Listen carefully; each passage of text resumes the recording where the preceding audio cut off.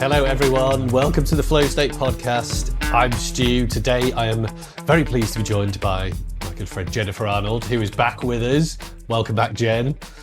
Thank you, Stu. Glad to be back. It is always a pleasure to have you on. And look, today we're going to continue our deep diving into the world of sales and talk about selling into government. But look, before we get into that, Jen, for people who perhaps have not listened to our previous episodes together or who are not familiar with you, give us a quick rundown of who you are, what are you focused on at the moment? Why should people talk to you if they want to come and say hello? Great. So my background is 30 odd years of working primarily in the technology industry. I've run sales and marketing teams across a lot of the big global brands you'd be familiar with, the IBMs, SAPs, Unisys for a number of years, and Squiz, which is an Australian-based software company. And a lot of that was selling into government, doing, kind of really big multi-million dollar deals around hardware and services and software. So I've got the battle scars from doing those, 18-month tenders and panel reviews and all of that good stuff. And so using that experience, I'm now working with an organization called Public Sector Network, which is an Australian-based global professional network for public sector professionals across a range of different roles. And we run events and training. And my role in that is actually to work with companies that want to sell to government to help to build their sales and marketing programs. Awesome. Cool. That makes me feel like my intros are very poor because that was very concise and informative. Thanks, Jen. So look, that obviously leads us naturally into the conversation for today. And, if you're in a rush, it's Friday, you might, and it's super nice down here, maybe you want to get to the beach. Obviously, the key things that we're going to be talking through today are the parallels and differences between selling into government, which is a unique beast in and of itself, versus what we're doing in private industry in B2B. And the common themes are obviously like there's a lot of diligence, there's a lot of complexity, there's a very heavy focus on ROI, more on that in the news in a moment. And critically, there's a very long buying cycle. So, the state of play in government to me, and I'm going to talk a bit about some recent news drama in a second, is that my experience of selling into government, I've done very limited government work in the UK and a little bit, I've been peripherally down here. I know people who are doing it like you, Jen. There seems to me to be a set of companies that are on the government books, they're the suppliers that they are. It takes ages to get onto, the approved list, and they're all just sort of doing a pretty bang average job, both back home and down here. And I could complain endlessly about that situation, but we won't because we'll talk more positively today. And look, I know that's changing here in Australia because the current government's got a big sort of push to try and unlock, more opportunities for small business, which is great. Personally and for the industry. But I just wanted to highlight a bit of news, which I think you've seen as well, Jen. So in case you are not, in case you've been under some sort of rock or you're not following the news, BOM, the Bureau of Meteorology, who hate the name that we all love, obviously have been in the news for not great reasons recently because they spent almost, what was it, like $100 million on a website redesign? Yeah. $96 million. Yeah. Now, if you want to read about the story and get into the details, I'll share the links. I don't want to go into it now, but there's three takeaways for me from this drama. Now, to be fair to the BOM, there is a lot of back end work to do on their website, but to be also objectively realistic, they did screw all that up, right? Because there were loads of complaints about the basic functionality of the website post redesign. So that was strike number one. Strike number two was massive delays and budget blowouts, which is just piss poor project management, poor scoping, probably both. And then the third was our, parasitic friends, the management consultants, who also managed to cream off a ton of money, Accenture and Deloitte specifically. And their budgets increased by something like 400% from the start of the project to the end. Now, this frustrates me because there's a lot of small and medium-sized businesses who can do much better jobs than have just been done there. And look, they can, as I said, you can read about the details, but that kind of leads me into the first question that I wanted to chat through with you, Jen, which is obviously when you're selling to government, like the government agenda, I assume drives a lot of their purchasing decisions, whether that's officially or sort of behind the scenes, from a what's on everyone's minds perspective. So what is on, the radar? Let's talk like federally across Australia, for example, Jen, like what is going to be driving their decisions? Like what's going to be on everyone's minds when they're in these procurement meetings? Obviously, like we're getting absolutely raked over the coals in the news is going to be on a few people's minds. But what else is on the agenda at the moment that might be impacting like actual sales decisions? Yeah, it's and I want to come back to the bomb because I can understand how that went off the rails. And honestly, it's not too dissimilar to how I see private industry engagements like that go off the rails, right? Multi-year, Yeah. probably lots of changes in scope, changes in teams. Obviously, a huge part of that spend was around cybersecurity testing, which makes sense because the government has come out and said, the risks are higher than ever with that, and so they needed to make sure that was absolutely like rock solid from that perspective. So it was a necessary thing to be done. But I'll talk a little bit later about what's coming off the back of that, which is part of the trend, as you said, in kind of changing how they approach programs and who they use for them. But I also do want to say that I just sat at a New South Wales government event that we ran for the last couple of days, where we had a couple thousand people from New South Wales government hearing about some of the amazing things that they're doing. So I just would like people to think, you do get these projects, but then you get like the digital birth certificate that came out from New South Wales government this year, which is like globally leading work that the New South Wales government is doing. So I don't want to tarnish all projects that people are doing within government, because they are doing some fantastic stuff. But but as you said, like if you look at the macro trends, there aren't a lot of dissimilarities in terms of what are the big macro trends that are driving government decision making, government procurement areas. So when you look at things like the drive for productivity, we all know that over the past few years, Australia's productivity levels have dropped significantly, and that's something that government and private sector and universities are coming together to look at how do they address that issue and make Australian business, Australian government more productive. Aging and the demand for infrastructure, as there's not been a lot of investment in the infrastructure over the years. It's getting to a critical point. The obviously population growth that we've seen is putting a lot of pressure on infrastructure, from roads, et cetera, and also housing. And then you've got other major things like Queensland is obviously going through a major program of work around getting ready for the Olympics. That's driving a lot of infrastructure spend. Other population challenges, like the fact that the population is aging, and what comes with that, is also healthcare demands, geopolitical risks that we're seeing too that impact our supply chains and other global market moves. So all of those impact government just as much as they impact private sector. And as I said, in a lot of these areas, it has to be government and private sector working together to address these challenges, because you can't do it, just one or the other. And then, if you look at some of the other like more technology focused areas that's coming off, obviously AI, every event that we've been doing in the government sector is just AI top to bottom. Australia overall tends to be quite risk averse when it comes to these things, and has been particularly risk averse in the AI space. So government has been taking like a slowly approach to that, making sure there are really good governance structures around it, taking into account all the ethical considerations.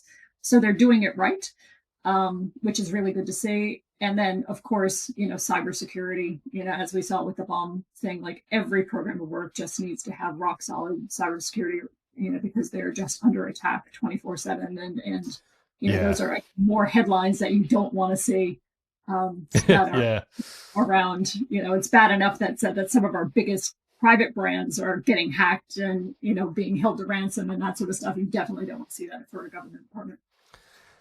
Yeah, and look, I actually, zooming in on the sort of the technology and software sectors there, like there's been another recent example there. I forgot to mention this to you actually before we spoke, where Twitter, or X, I guess we should grudgingly call it now, have just released a feature that shows you the location of, I think it's like popular accounts. I don't think it shows you all of them, but people have been, unmasking all these agitation type accounts that generate a ton of traction and engagement. And are now realizing that they're not actually based in the countries that they primarily focused on, right? And there's a big discussion here about whether those are really, is this some nefarious, Illuminati style destabilization program, or is it just people in, typically like developing countries trying to make a quick dollar because they are gaming the attention economy, and that kind of rage baity stuff works. But look, I think that really, I'm glad that people in the Muggle world are starting to finally see that like things on the internet are not like necessarily how they seem, right? And like, I know there's a bit of a boomer trope at the moment to be like, just believe everything you see on Facebook, but that happens everywhere. It's in every network. It's all over the place, right? And that is a massive area that, the government should be investing in. Yeah, I think, one, I think the government is very much looking at this fact. I mean, there was just the announcement today that they're in the process of redefining what terrorism means, because that definition has not been done since 9/11, so like nearly 25 years. To take into account, you see things like foreign nation states fomenting anti-Semitism in Australia just to create social discord that they can then take advantage of for different reasons, right? You see lots of election interference and those sort of things. So the fact is, it really is organized activity from kind of nation states trying to go into different countries that have democratic et cetera, different types of electoral systems and different types of social outlooks, and trying to create trouble and trying to destabilize. So again, back to that cybersecurity, it's not something that can be overlooked. So the government is taking steps in that way to strengthen our defenses, to find the people responsible for these, to counteract disinformation that's being distributed there. But then this is also partly with the social media ban for kids under 16, right? Because those are also the people like, young, impressionable minds are getting access, are being targeted by people who don't have their best intent in mind. And those kids are not able to make decisions on themselves. So, the Australian government is quite proactive in this and is leading the way in that social media ban, which is now, I now see is being taken up by, is it South Korea, or there's another one, Singapore. There's another Asian country that now is modeling what they're doing off the back of what these. Yes, there is. Yeah, I forget which it is. Yeah, but look, I think look, I'm with you, and I think to be fair and present both views, I do think the government broadly is doing a lot of good work, but like you said, it doesn't often get celebrated as much, should we say? But look, in terms of pulling that back to sort of their priorities and how that relates to, I guess, how we, how we can be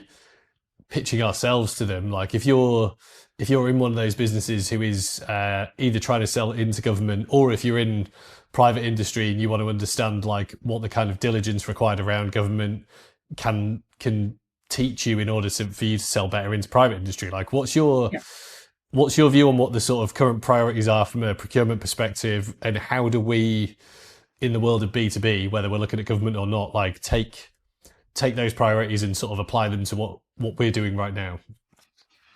Yeah, so there are, I mean, as you said at the start, this is, essentially a B2B enterprise environment for the most part, right? So all of those things that you get with it around long deal cycles and, kind of hopefully stringent procurement processes you get with this. So if you look at what the similarities are, public and private are both equally focused on seeing ROI and seeing value for money, making sure that standards and metrics are being built into their tender requirements to be able to accurately measure what they're getting back for their investment. Both want to buy from known and trusted brands that have proven delivery capabilities. So they want to see case studies. They want to have references. They want to, don't always necessarily want to be the first one out trying something new. They want to have some proof that it's going to work. And, again, it's a very typical buying cycle where it takes a while. They do a lot of research, and we know in the B2B space that quite often they will not come to you, or when they do come to you, they almost have a short list in mind, right? They do a Yeah. lot of groundwork to go out and look at what's available on the market, who's done what, etc. So it's a very similar sort of thing. So you need to make yourself known to that buying committee well ahead of time to make sure you get onto Yeah. those short lists, right?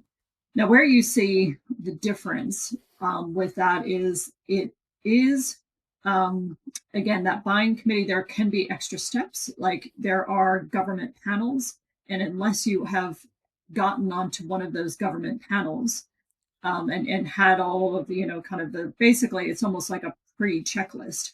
They can't Mm. procure from you. You have to go through that initial step, right? And there's Yeah. some that are just really basic ones. Just I'm registered as a company, and the government can procure for me.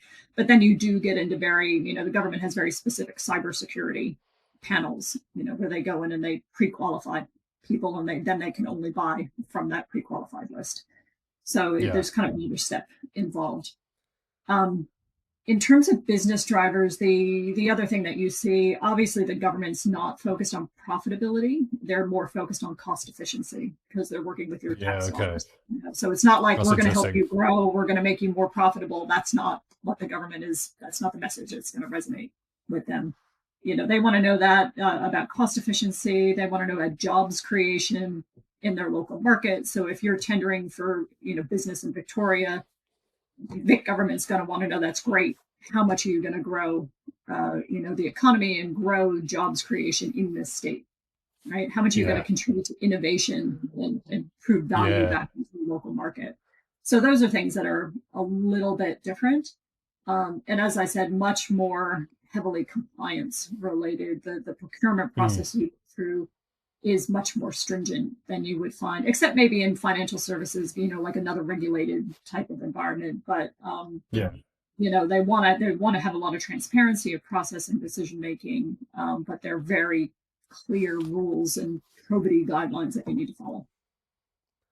I think you've touched on a few quite interesting nuances there, Jen. That I think it'd be good to sort of dig into a bit because I'm totally with you on that. I think like one of the fun things about procurement, which is not necessarily a sentence that I would have assumed I would be saying this year, is that it's the great leveler in terms of like who can apply for what, right? So like what I enjoy about procurement, being a relatively analytically minded person, is like there's a checklist of stuff, and you either meet the criteria or you don't. Like that immediately is that you sort of know what you're up against there, which is great. So if you pass the first hurdle, wonderful. Yeah. But when you go beyond that, and obviously this is an area that we spend a lot of time in terms of your messaging to your buyer group and like buyer group intelligence and really understanding what is the intent behind these decisions. That point you made about the different focus on ROI is a really interesting one between government and private industry, because obviously ROI is ROI. It's like what you're getting back for your investment, right? But that point you just made about if you're pitching to government, it's all about cost efficiency or cost benefit, right? Because they're spending our money, it's like Yeah. taxpayer money that's getting spent, right? So Yeah. that lens is super important. And I think where a lot of people unintentionally get things wrong is understanding those kinds of nuances in terms of the primary requirement and driver of the thinking. Yeah. Whereas, as you noted, in private industry, you typically will be like acquisition oriented, growth oriented, and then the knock-on implications are interesting, right? Because we deal with a lot of, to give a stark two ends of the spectrum example, a lot of the clients we work with are enterprise, right? So their approach, very similar to government, is like slow and steady. We don't want to make any wild changes. We just want to keep things ticking over. It's all Yeah. about like incremental growth and incremental improvements, which is fine for them. Whereas if you're coming back down to my end of the spectrum, small business, they're all like much more focused on like either rapid fire growth or, acquisition and evolution of the business, or like, something a lot more sort of short term focus and sort of not ambitious necessarily, but like just typically more focused on that, like how do we get from here to here, whereas your enterprise businesses are like, we are here, we want to stay here, and the decisions we make now are going to bear fruit 5 years down the line or whatever. So I think Yeah. that line unless of there's thinking a is really really important. pressing challenge, right? So, like, I Yeah, have never yeah, seen government move faster than when COVID hit and they realized they yeah, needed to yeah, really quickly, and at that point in time, I was working for a company that built websites, right? So for yeah. state and local government websites, and so they had already been on a path of becoming more citizen focused, putting more digital services in place. But they thought they had more time, right? And there wasn't a real sense of Mm, super urgency behind it. And yeah, most of what was driving that was cost reduction, was the fact that people are like, I can do this sort of thing with my bank online. Why can't I do this with the government online, right? So it yeah, was yeah, it, like a yeah. groundswell, bottom up type of approach. All of a sudden, COVID hits, and pretty much every government service had to be put online quickly. And so, it was so sometimes things happen where there's a super amount of pressure and the government can move quickly if it wants. But what that is totally based on is having the social license to do it. Right. And that is always Yeah. at the back of their minds. Right. And that's why they take a very cautious approach, because they realize if they lose the public trust, they lose that social license to do things like, I will give you information about myself to have a digital identity in any way, shape, or form. I trust the government enough to apply for this Yeah, critical service online rather than go into a service center and see somebody face to face. Right. So that's a lot yeah, of what drives the slow and cautious approach. And you also see, like I said, with AI, they've been very cautious around that. And that's a lot of that with the federal government is coming out of that robo-debt situation, which was not an yeah. AI solution, but it was a technology underpinned solution, right? But it was lack of Exactly. human oversight for some of the decision makings. And with AI, that is what they're absolutely focused on, is like, yes, we will use it to do some of these things, but human oversight is built in at every step of the way.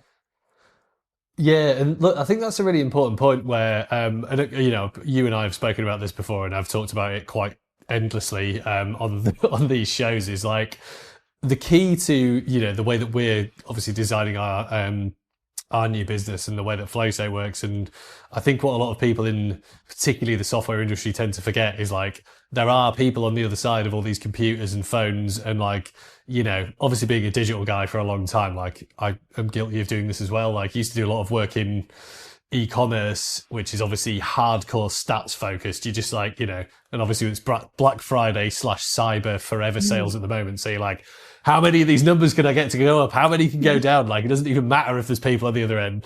Whereas, what I enjoy about B2B and the government is that, you do have that bigger picture view that forces you to remember that, yes, we're not spending our own money and we're not, necessarily selling super exciting things on paper, but they actually are super exciting because they solve much bigger problems. And the reason that they're more exciting and, and have that bigger impact is because of all the reasons you just said, right? It's like we're doing like what I would say is much bigger, more important work. And people are understandably cautious about making those decisions because your career might rest on, Yeah. especially your government. You screw something up as a minister, all it takes is a bad news cycle, and you're out of a job like the next But I month, mean, right? some of this stuff is literally life or death.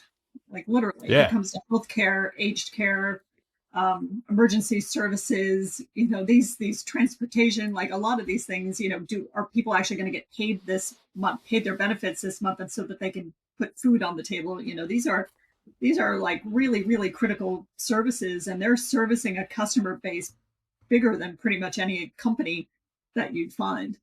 So yeah, me as a yeah, taxpayer, me as a user of government services, I'm more than happy for them to be cautious about the approach and take their time to make sure that they get it right. And they're not going to get it right 100% of the time because, as you said, there are people on the other end of these things who are not yeah, faultless all the time and maybe don't make the right decisions. But when you hear the government speak, when you hear ministers speak, so like we had Minister Dean speak at the event this week, and he's he's got many titles: Minister for Emergency Services, Minister for Customer Service. He holds a couple of ministerial hats.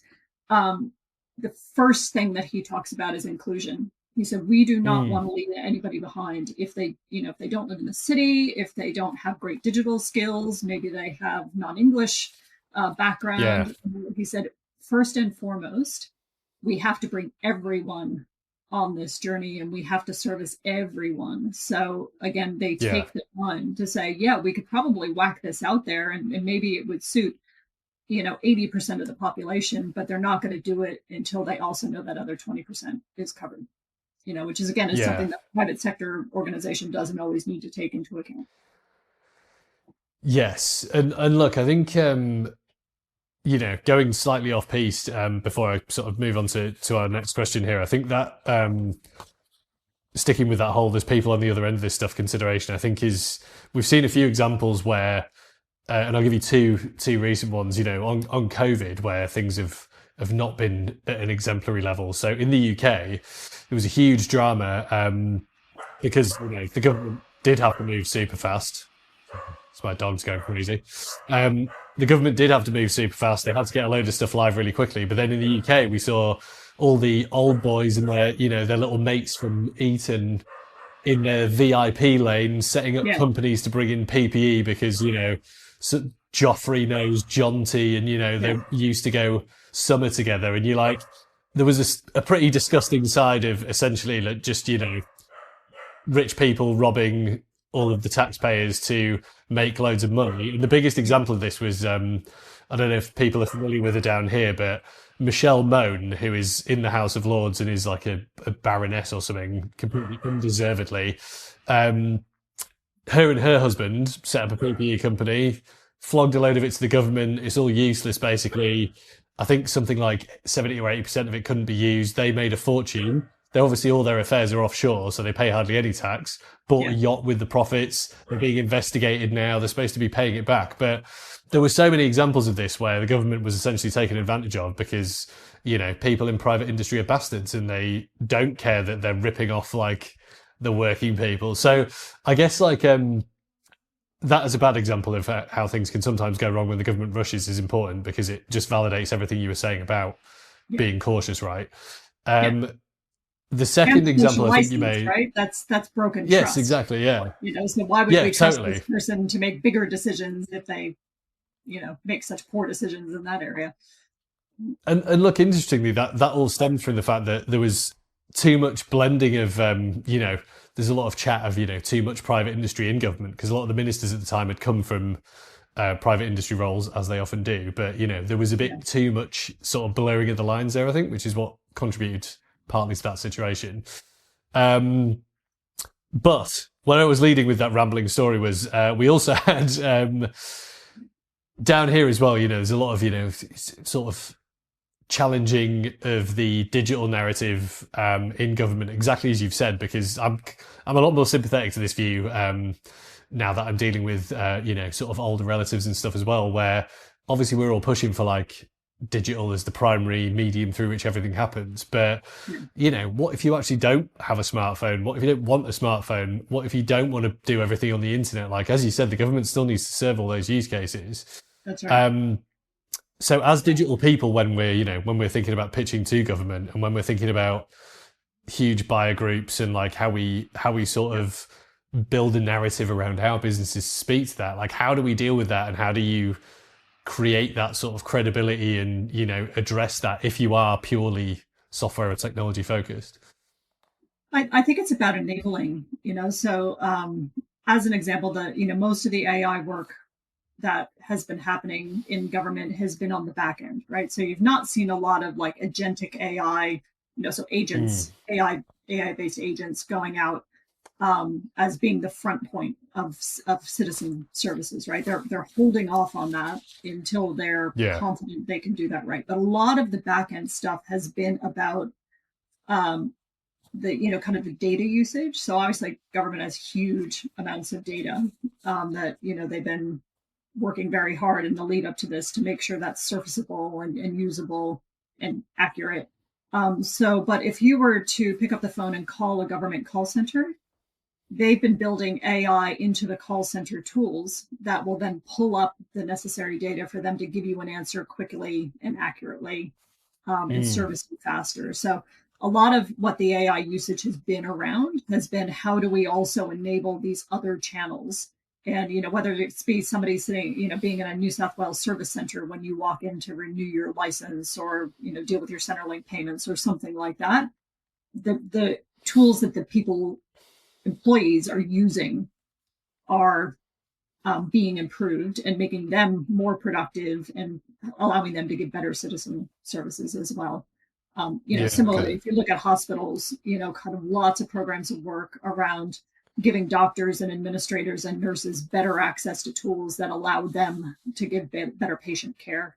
A huge amount of work around enabling teachers and taking all of the admin work, or as much of the admin work, off of teachers as they can, and streamlining some of that like busy work that teachers have to do in that admin work so that they can spend more time with students. So, it's all of that stuff where, yes, it's great to put up a beautiful website or a new app or something like that, but it's actually the back end that's going to have the greatest impact across the board. Yeah. Yeah, look, I mean, that's obviously an area that you and I spend a lot of time in, Jen, like not in the way that probably sounds, but, the back end of stuff is where a lot of our clients are working, right? Like back end technologies, data technology, connecting stuff, like making it work more efficiently. And look, I feel like we're going to have to do a part 2 of this conversation because I know we said we were going to try and stick to half an hour. So let me ask you 2 more questions to sort of round this one off, and then I feel like we'll have to come back and dig into this again to finish this off. So, bearing everything you just said in mind, or we've just discussed in mind, right? Yeah. You're a marketer. You're trying to sell into government. You know that you're going to be dealing with like a large group of people that are all with probably fairly diverse sort of remits and agendas. Like, how should you be thinking about starting to build your strategy to pitch something to government? And look, if you want to pick a specific industry area, if that's easier, like that might be helpful. But like, what are the sort of top 3 to 5 fundamental starting points that you are really critical for just getting the right approach in place before you start doing stuff? Yeah, again, some of this stuff is not too dissimilar. Like the fundamentals of selling to government versus selling to business, there are a lot of similarities there. I think, one, again, you need to understand their business, right? And you need to understand their audiences. Who are the people they're serving? Who are the people that they're delivering value to, and what does value look like for them? And know your customer, essentially. Know what they do, know what drives them, know their motivations. Because again, it's totally different. It's not about profit building. It's not about bringing more revenue in. It's actually about value building. So understanding the drivers and building your value propositions to the government body around that. I think also know who the decision committee is. So who is actually making the decision? One of the problems I see quite often is a private like a company who's sold into private organizations wants to sell into public, and they think they should start at the minister, right? Okay, if I go in and I speak to the minister, that minister is going to guide my way through this. And like, no, the minister, 9 times out of 10 is taking a purposeful step back from the procurement discussion, right? And they will just they'll listen to you, but then they will fob you off. They'll push you down like, that's not me. They will delegate effectively is what we're saying, Jen, right? Yeah. So, who's making the decisions? Who are your stakeholders, and how do decisions get made? And decisions in government, like in private sector, there are changes, there are ebbs and flows through obviously budget cycles highly impact how decisions are made. You see machinery of government changes. So, if the government goes from labor to liberal or otherwise, quite often they combine departments, split out departments, like things change, roles and responsibilities change. So you need to be aware of that because that can change who your stakeholders are and how things are approved. You need to look at the broader environment. You need to understand, because as I said, they're risk averse. The main thing they want is not to be in the newspaper for the wrong reasons. Right. So if there is something happening in the greater environment that is, going to impact that will become very much part of their decision making process. Those are things to think about. And there are also different stakeholders sometimes that you need to consider. So quite often they do have, the big consulting firms like the Deloittes, the PwCs, the KPMGs, et cetera, in there. helping to define programs of work, etc. So there's a whole other like external set of influencers and decision makers that you would need to take into account. And sourcing consultants to like the ISGs and the Minter Ellisons, who sometimes will run an entire procurement process and be, almost keep you at an arm's length. There'll be a filter through that. So, they get involved in like mining companies, banks, etc. They're in those really big deals. But if you've been selling into like mid-tier private sector companies, you might not have come across those sort of stakeholders before. So it's a whole other level of, kind of looking at intent signals. Again, might come through them, not through the government themselves. And they've got a different view on the value that they're looking for. So that buying committee might be a little bit more extensive than what you might be used to. Yeah, totally. And I think that's a really interesting point, because you're almost looking at a committee of committees, right, aren't you? Because you've got several groups of people with quite different agendas, that you need to kind of work around there, which is an interesting, sort of next level from where we're normally at. Because even though we might still be dealing with quite big buyer groups in private industry, like you're never going to get like, you might have like your 10 or 15 people in government, but then you might have, 5 or 10 from Accenture, you might have 5 or 10 from some rando procurement business, right? Like that definitely adds a layer of complexity, I think. So I guess what we're saying there is just spend your time doing your due diligence, right? And like that is where, obviously, as we've banged on a lot about, like your buyer group intelligence becomes like super important. Like if you're dealing with several different groups or committees and understanding their relationships as well as your relationship and what you're trying to pitch. And don't think it's going to be a fast process either. Like if you're deciding, if you're deciding now you want to sell to government, there's steps around getting on panels, getting potentially certain security certifications or technology certifications. Sometimes there can be requirements around where your delivery team is based, where your data is going to be based as part of the project, right? So all of those things need to be taken into consideration before you even start thinking about selling to government. So it means this is not like a hit and run situation. Oh, I'll just do some government work for a bit because the private sector is a bit quiet. It's a long-term commitment to building a team, building the delivery capabilities, building a brand, building the trust, building relationships.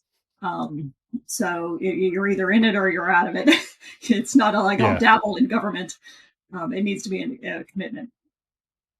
And look, I think that diligence is super important when you're, if you're running your own business or you're involved in business strategy. Like I think, obviously when things are a bit tougher, and COVID was a great example of that. You do see a lot of like flip flopping, and like I think there's a difference between that's sometimes lost between, being sort of agile and reacting to things where you need to versus just panicking and flapping around, right, and just losing faith in your own strategic approach to your market, right? So like, I guess if you're in the government boat already, it's great to have that discipline, because it will be like a multi-year, thing if you're just starting out, right? Like, we have this problem where like flow state isn't big enough to get onto some tenders. We have to go through other bigger businesses, which is part of the approach based on the nature of our company. We might not ever be big enough because we might not want to be big enough, right? So like, which is a very valid approach. Yeah, absolutely. We see that exactly. We actually recommend that to a lot of companies to say, we want to sell into defense. It's like, oh, okay, you're going to start with defense, really? Yeah. The hardest of the ones to get into, right? But if you can build a partnership, if your solution aligns well with another company's solution that already is all of those, on all of those government panels, they already have the certifications, then maybe they can, then you get like a subprime. They can be the prime in the contract, and you can just subcontract to them. And then, kind of build some credibility, build some skills until you're either ready to go on your own, or having that channel-based, partner-based approach sometimes is 100% valid forever for the company, depending on what their niche is. Yeah. And look, like, I mean, I've obviously worked in that world during my time at Group M and WPP, where, you would effectively just act as the master agency, as they used to call it back in the old days. But, that, as you said, that approach is totally fine. I think if you're confused about what we're talking about now, like from a simple perspective, as you just said, Jen, this is just like affiliate style channel sales, partner sales. Yeah. Like that's the strategic framework that you need to make this approach. You need to see who's on government rosters or government radars, or who can pitch for stuff and do RFPs, and then you need to pitch yourself to them, right? So like, again, that you still need to be aware of your end customer, the government, right? But then you got your new customer becomes, you know, like we've done stuff like this with Media Monks, for example, and a few of the bigger agencies where, you know, we're then like, we do this, here's how we fit in, you know, it's a pretty functional conversation because you're typically speaking to people who get where you're at, and like you can skip over a lot of the groundwork stuff and just be like, look, here we are, here's what we do, here's our terms, can we work with you guys? It's actually like a really productive way to investigate how feasible that is, I think. Yeah, absolutely. Let's just keeping an eye on time, Jen, in my new mission, just in time for the end of the year to be more diligent about those sorts of things. Let me just ask you one final question, and then I think let's tee up around 2 of this discussion, because I've got like another 4 or 5 questions that I don't think we talked about this time. So, given that we are approaching the end of 2025, which is now looming on the horizon, you mentioned a couple of timing-oriented triggers earlier. You know, changes in government, the budget. You know, like what are the main timing considerations for if I'm selling to government right now? It's the end of the calendar year. What is coming up in 2026? What timing considerations are there? Like, you know, what's going to be like a good time or a bad time to actually start doing something and think about, you know, putting the wheels in motion? Yeah. So what we're going to see is over the next few weeks, usually it's around mid-December standpoint, we see their first half budget review. So it basically says, how are the first 6 months of the financial year gone? How much of our budget has been sent? Where do we need to, you know, tweak things a little bit? They'll be holding off on, you know, kind of making some commitments until they know where they stand for that. So coming into the new year, we'll see another round of kind of procurement activity starting to pick up when they know where their budget stands for the second half of the year.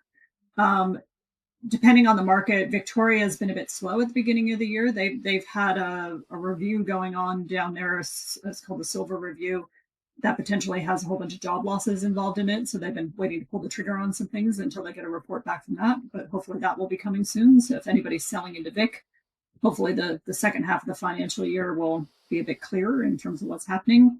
The budgeting cycle for FY 26-27 will kick off probably after the Easter time period. They'll start planning for next year. So it's a good time to kind of start thinking about what's going to happen.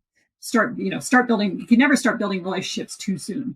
But if you start looking at, you know, kind of getting their thinking going around where they should be focused for the next financial year, where budget should go, that's something to consider. If you're already in with government, one of the things to also consider, if you've got a relationship in some of the big agencies, et cetera, they're not too dissimilar from big corporates where they have like use it or lose it budgets. If they find themselves in the last couple of months of the year and they're like, oh, we have all this money that we haven't spent. I mean, it's a nice situation for them to be in, but they'll be looking for ways to spend that money. So it's worth having a conversation with the client about, if you got anything left over that you want to pull forward or you want to add to something that's already happening. We've got some elections happening as well. So the Vic election is in, I think, November next year, which means November, October, anyway, second half of next year. They go basically in the couple of months, as soon as an election is called, pretty much all procurement discussions stop. So that's the other thing for people to keep in mind in the lead up to the hard to stop, the right? election. Yeah, exactly. They can engage in discussions. You know, there can be some informals, but there's nothing concrete in terms of where budget's going to be spent or anything like that. So that's just something from a sales cycle perspective to keep on your radar. But you know, kind of the big one will be when budgets are released kind of early in the new financial year. That again, you'll see another big uptick. People will have been planning projects and now the budgets have come through and they'll start kicking off. Nice. Well, look, that's really clear. I guess at least you've got a fairly specific cycle and some clarity around when to do stuff, right, with the government that you often lack in but the main private thing industry, is, like, I find. just don't wait. Like from a relationship building, brand building, like once you get your value props in order, et cetera, start looking to build relationships, because it's like B2B. Like just because you're ready to sell doesn't mean they're ready to buy. It may be they won't be ready to buy for another 12 months, but again, they're doing all of that research in the next 12 months. And so you need to get on the radar screens as quickly as possible.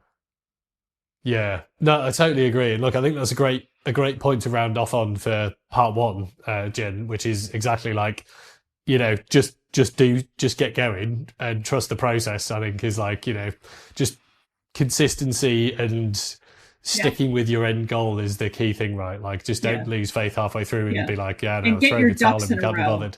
Yeah, get your ducks in a row for what you know you're going to need to get onto panels, to be able to meet certifications or whatever. Yeah. I like that. Just sticking with the P's, right? Was it 5 P's, 7 P's? Yeah, awesome.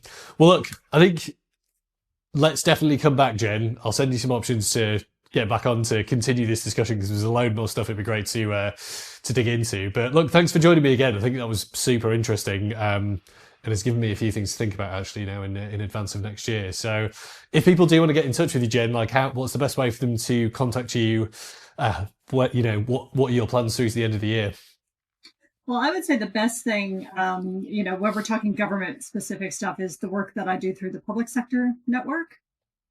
So if you go onto the publicsectornetwork.com site, you'll be able to see, I cover the area called vendor advisory services. You'll be able to see that, and they can put an inquiry through, or they want to just shoot me an email it's jennifer.arnold@publicsectornetwork.com. And happy to have a chat, or LinkedIn is always a good place too. Awesome. Yeah. The go-to LinkedIn. Like it. Awesome. Well, look, that was very interesting, Jen. Thank you once again for coming back on. And if you do want to get in touch with Jen, that's how to do it. So yeah, let's get back together and do part 2, Jen. But thank you once again. No, my pleasure. Thank you for having me again.